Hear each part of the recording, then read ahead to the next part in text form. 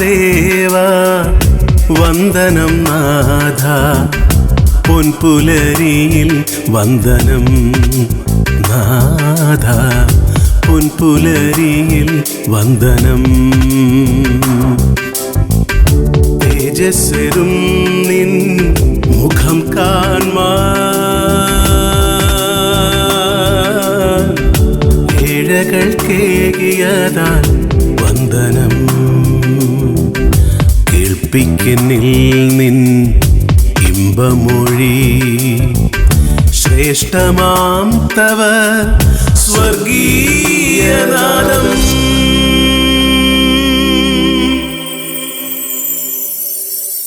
ദൈവനാമത്തിൽ ഞങ്ങളുടെ എല്ലാ പ്രിയ സഹോദരങ്ങൾക്കും സ്നേഹവന്ദനം. ഈ വിശുദ്ധ ദിവസത്തിലെ വചനചിന്തയ്ക്കായി ഉൽപ്പത്തി പുസ്തകം 22-ാം അധ്യായം 2-ാം വാക്യം നമുക്ക് വായിക്കാം. നിന്റെ മകനെ, നീ സ്നേഹിക്കുന്ന നിന്റെ ഏകജാതനായ ഇസാക്കിനെ തന്നെ കൂട്ടിക്കൊണ്ട് മോരിയാദേശത്ത് ചെന്ന് അവിടെ ഞാൻ നിന്നോട് കൽപ്പിക്കുന്ന ഒരു മലയിൽ അവനെ ഹോമയാഗം കഴിക്കുക എന്നരുളി ചെയ്തു. ജീവിതത്തിൽ ഏറ്റവും കൂടുതലായി സ്നേഹിക്കുന്നതിനെ ദൈവം ആവശ്യപ്പെട്ടാൽ അതിനെ വേർപിരിയുവാൻ അധികം സഹോദരങ്ങൾക്കും കഴിയാറില്ല. വിശ്വാസികളുടെ പിതാവ് എന്നറിയപ്പെട്ടിരുന്ന അബ്രഹാമിനോട് ദൈവം അരുളി ചെയ്ത കാര്യമാണ് നാം ഇന്ന് വായിച്ച വേദവചനത്തിൽ കാണുന്നത്.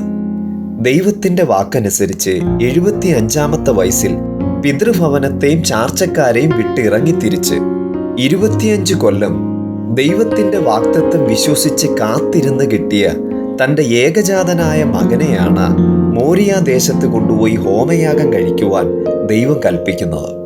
താൻ സ്നേഹിക്കുന്ന തൻ്റെ ഏകജാതനായ മകനെ ദൈവത്തിനായി സമർപ്പിക്കുന്നതിലുപരിയായി അത് സമർപ്പിക്കേണ്ട വിധം ഒരു പിതാവിനെ സംബന്ധിച്ച് അവൻ്റെ ഹൃദയത്തെ തകർക്കുന്ന ഒന്നായിരുന്നു. തൻ്റെ മകന്റെ കഴുത്തറുത്ത് രക്തം യാഗപീഠത്തിന്മേൽ തളിച്ച് അവനെ അതിന്മേൽ ദഹിപ്പിച്ചാണ് അബ്രഹാം ഹോമയാഗം കഴിക്കേണ്ടിയിരുന്നത്. യാതൊരു ചാഞ്ചല്യവുമില്ലാതെ ഇസാക്കുമായി 3 ദിവസം യാത്ര ചെയ്ത് മോരിയാദേശത്ത് ചെല്ലുന്ന അബ്രഹാം ദൈവം കാണിച്ച മലയിലേക്ക് പോകുമ്പോൾ, അപ്പ, ഹോമയാഗത്തിനുള്ള ആട്ടിൻകുട്ടി എവിടെ എന്നുള്ള മകന്റെ ചോദ്യത്തിന് ദൈവം തനിക്ക് ഹോമയാഗത്തിനൊരു ആട്ടിൻകുട്ടിയെ നോക്കിക്കൊള്ളും മകനെ എന്നാണ് അബ്രഹാമിന്റെ മറുപടി. പിന്നീട് നാം കാണുന്നത് തൻ്റെ ഓമനപുത്രനെ യാഗപീഠത്തിന്മേൽ വെച്ച് യാഗം കഴിക്കുവാനായി കത്തിയെടുക്കുമ്പോൾ, അബ്രഹാമേ, അബ്രഹാമേ, ബാലന്റെ മേൽ കൈവയ്ക്കരുത് എന്നുള്ള ദൈവശബ്ദം മുഴങ്ങി. തുടർന്ന് നാം കാണുന്നത് അബ്രഹാം തലപൊക്കി നോക്കിയപ്പോൾ പിന്നിലൊരു ആട്ടുകൊറ്റൻ കൊമ്പ് കാട്ടിൽ പിടിപെട്ട് കിടക്കുന്നത് കണ്ടു. അബ്രഹാം ചെന്നു ആട്ടുകൊറ്റനെ പിടിച്ചു തൻ്റെ മകന് പകരം ഹോമയാഗം കഴിച്ചു.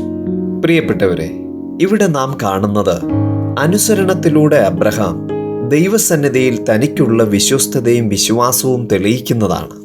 ഇങ്ങനെ ദൈവത്തിൽ വിശ്വസിച്ചനുസരിച്ച അബ്രഹാമിനു വേണ്ടി ദൈവം മോറിയാമലയിൽ ഒരാട്ടിൻകുട്ടിയെ കരുതി എന്നുള്ളതിൽ അത്ഭുതമില്ല. എന്നാൽ കാൽവറി മലമുകളിൽ തൻ്റെ ഏകജാതനായ പുത്രനെ തന്നെ പാപികളായിരുന്ന, അനുസരണം കെട്ടവരായിരുന്ന നമുക്ക് പകരമായി ദൈവം ഒരുക്കിയിരുന്നു എന്നുള്ളതാണ് ഏറ്റവും വലിയ അതിശയം. കണ്ടാലും ലോകത്തിന്റെ പാപത്തെ ചുമന്നൊഴിക്കുന്ന ദൈവത്തിന്റെ കുഞ്ഞാട്, ലോകസ്ഥാപനത്തിനു മുമ്പേ പിതാവായ ദൈവം നമുക്ക് വേണ്ടി കരുതിയിരുന്ന, ഒരുക്കിയിരുന്ന ദൈവപുത്രനായ യേശുക്രിസ്തു. ഈ ദൈവപുത്രനായ യേശുക്രിസ്തുവിലൂടെ ദൈവം നമുക്ക് നൽകിയ രക്ഷയോർത്ത്, നമുക്ക് വേണ്ടി കരുതിയതോർത്ത് നമുക്ക് അവനെ നന്ദി നിറഞ്ഞ ഹൃദയത്തോടെ ആരാധിക്കാം, സ്തുതിക്കാം.